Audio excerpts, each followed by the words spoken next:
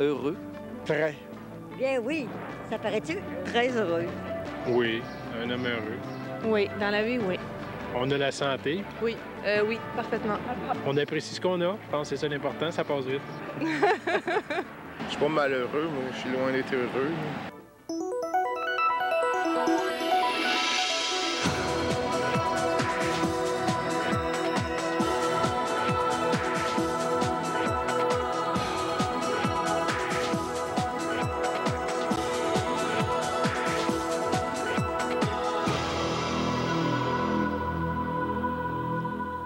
Bonjour et re-bienvenue à l'émission L'heure de la bonne nouvelle. C'est déjà la 12e émission de cette série de 13 qui a pour thème « Reviens à ton Père », c'est-à-dire l'histoire du Fils prodigue. Et on a passé par-dessus à peu près toutes les étapes qu'a vécu ce jeune homme qui avait pris l'héritage de son père et qui était allé la gaspiller, le gaspiller dans le monde. Mais ce qui est terrible, c'est qu'il a dû revenir.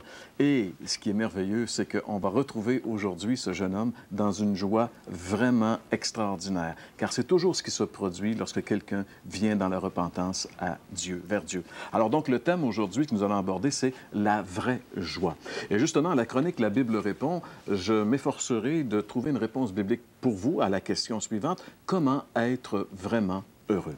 À la chronique Ils sont revenus, nous allons entendre le témoignage de Angèle Germain, une jeune femme qui a été complètement stupéfaite par le témoignage d'un de ses compagnons d'université. Si vous voulez en savoir plus sur cette histoire extraordinaire, demeurez avec nous. C'est le sujet de la chronique Ils sont revenus.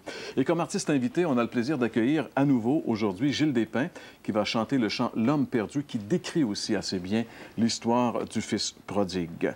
Au Vox Pop, François, en tout cas, je pense que, à part bon, les gens sont à peu près tous heureux, Ouais, sauf que je pense que la dernière personne qui nous parle, il me semble, il dit, ouais, je suis pas vraiment heureux, mais en fait, je suis pas malheureux, mais je suis loin d'être heureux. Voilà. C'est, je pense, un état réel pour bien des gens. Bien, pour de vrai, là, il faut reconnaître que le bonheur, c'est quand même quelque chose de bien relatif, OK? Fait que, partant de là, moi, je pense que quand on n'a pas connu le bonheur du Fils prodigue, par exemple, d'être retourné vers le Père, d'avoir vécu ce que le Fils prodigue a vécu, et on pourrait presque dire réaliser, en tout cas en ce qui nous concerne vis-à-vis de Dieu, qu'est-ce qui s'est passé, comment qu'on peut revenir vers Dieu et savoir ses péchés pardonnés, d'être à nouveau en relation avec Dieu, ce que nous n'avons jamais connu. Bien, là, il y a une joie, il y a une paix qui vient s'installer, qui ne peut être comparée à rien d'autre. Mais tant et aussi longtemps qu'on n'a pas cette connaissance, cette éventualité de bonheur, bien, on peut se considérer satisfait et se consoler avec des choses de la vie. C'est correct, mais il y a... C'est relatif, le bonheur. Et puis, il y a, moi, je suis convaincu, un bonheur beaucoup plus extraordinaire qui peut être vécu, comme celui du prodigue, lorsqu'il est revenu avec son père. Et c'est justement ce dont nous allons parler à la chronique La Bible répond, qu'on écoute à l'instant.